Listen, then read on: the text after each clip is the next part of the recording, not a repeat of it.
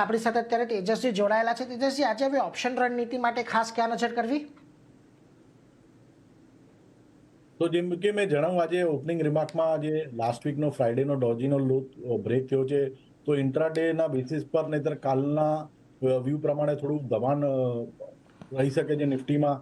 તો આપણે 24,200નો જે પુટ છે કાલની એક્સપાયરીનો, જે 24 રૂપિયાની આજુબાજુ ચાલી રહ્યો છે, બાય કરશું વિથ સ્ટોપ લોસ બિલો 1, અને આમાં ટાર્ગેટ રહેશે 50 અને 75નો.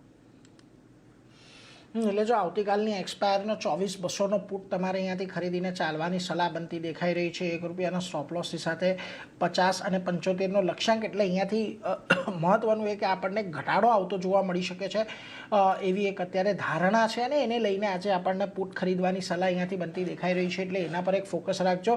24,200નો પુટ ખરીદીને ચાલો 50 અને 75ના લક્ષ્યાંકને